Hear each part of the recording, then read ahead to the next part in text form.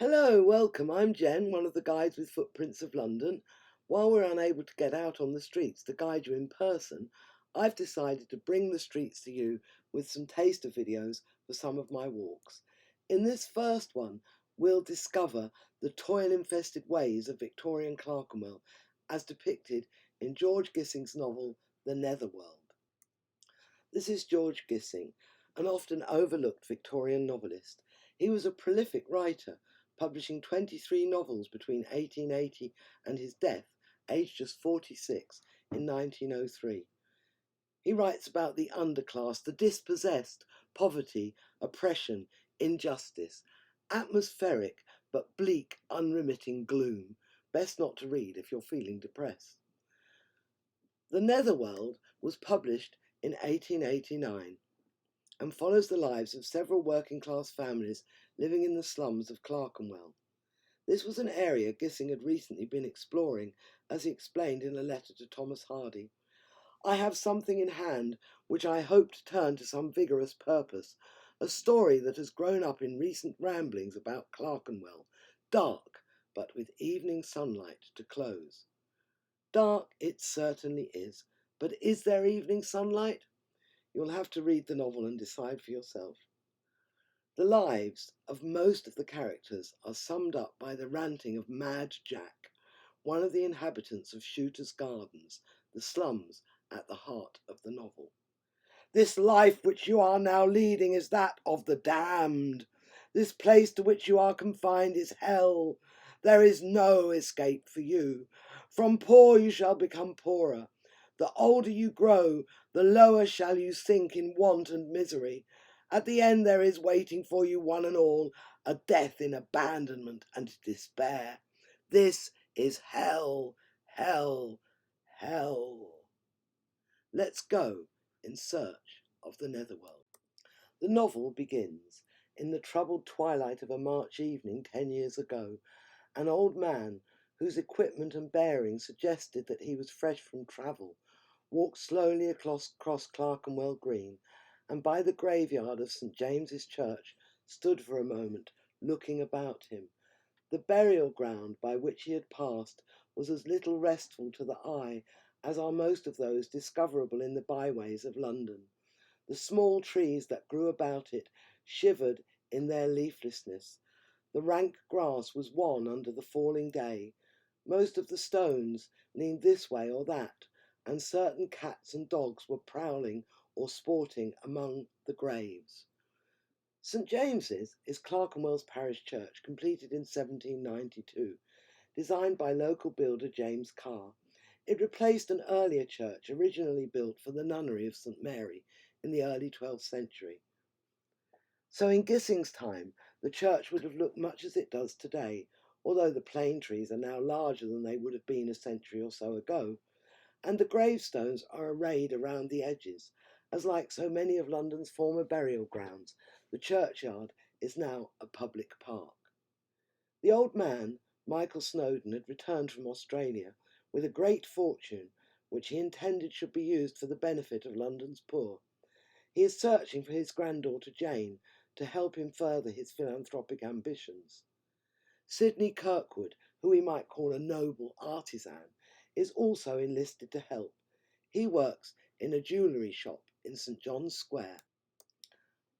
The square is approached through what Gissing describes as a survival from a buried world, the embattled and windowed archway, which is all that remains above ground of the great priory of St. John of Jerusalem. After a walk amid the squalid and toil-infested ways of Clerkenwell, it impresses one strangely to come upon this monument of old time. This is St. John's Gate, the oldest building in Clerkenwell, built in 1504. The archway was the entrance to the inner precinct of the Clerkenwell Priory, founded in the 12th century as the English headquarters of the Order of the Knights of St. John of Jerusalem, or Knights Hospitaller, a religious military order which had its origins in a hospital in Jerusalem and protected pilgrims travelling to the Holy Land. Through the archway is St. John's Square, which is not square at all, as Gissing says. Of all areas in London thus defined, this square of St. John is probably the most irregular in outline.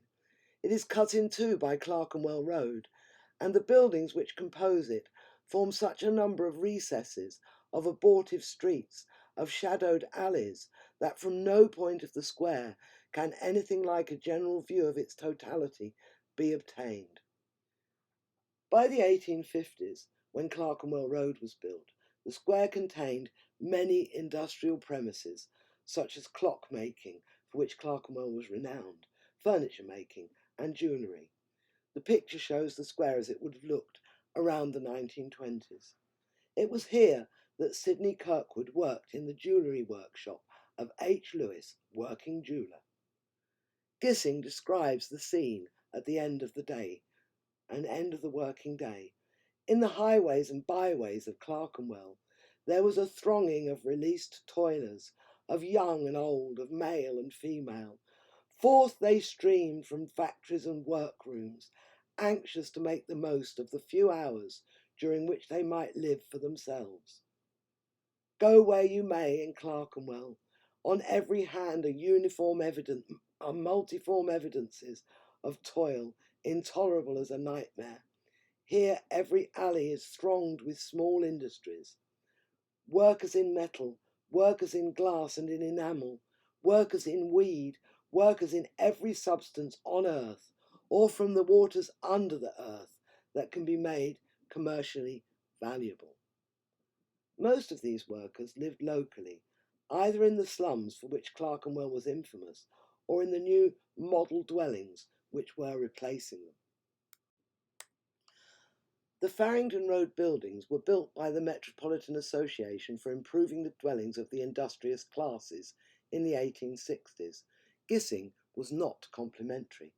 What terrible barracks, those Farringdon Road buildings, vast sheer walls, unbroken even by an attempt at ornament, row above row of windows in the mud-coloured surface, upwards, upwards, lifeless eyes, murky openings that tell of barrenness, disorder, comfortlessness within, acres of these edifices, the tinge of grime declaring the relative dates of their erection, millions of tons of brute brick and mortar crushing the spirit as you gaze. The buildings were demolished as unfit for human habitation in 1976. A car park stands on the site today. One consolation for those who lived there was the view. On a clear day, the view from this room was of wide extent, embracing a great part of the city, seen under a low, blurred, dripping sky, through the ragged patches of smoke from chimneys innumerable. It had a gloomy impressiveness. Directly in front, rising mist detached from the lower masses of building, stood in black majesty the dome of St. Paul's. Its vastness suffered no diminution from this high outlook, rather was exaggerated by the flying scraps of murky vapour which softened its outline and at times gave it the appearance of floating on a vague, troubled sea. But if Farringdon Road buildings were so terrible, what was the alternative?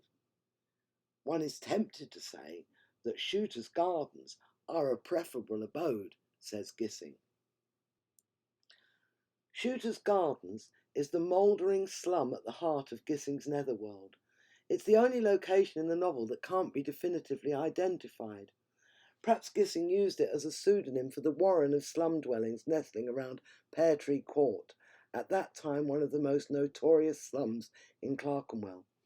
This is the area currently occupied by the Peabody Estate, built in the early 1880s on land acquired for slum clearance by the Metropolitan Board of Works. We learn from the novel that the area was on the verge of redevelopment. Shooter's Gardens, a picturesque locality which demolition and rebuilding have of late transformed. It was a winding alley with paving raised a foot above the level of the street, whence was its main approach. To enter from the obscurer end, you descended a flight of steps under a low archway. The slum was like any other slum.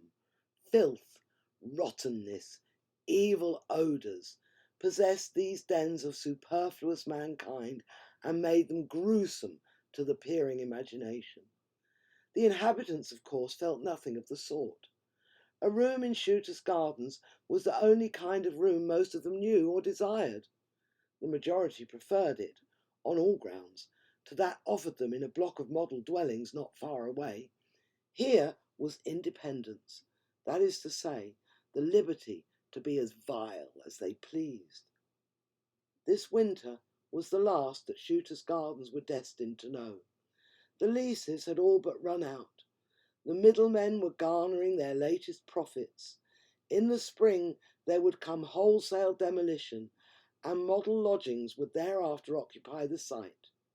Meanwhile, the gardens looked their surliest. The walls stood in a perpetual black sweat. A mouldy reek came from the open doorways. The beings that passed in and out seemed soaked with grimy moisture, puffed into distortions, hung about with rotting garments. So there we will leave the netherworld. This presentation has shown just some of the locations referred to in the novel. I hope it's whetted your appetite to come and discover the others once we're able to get back on the streets.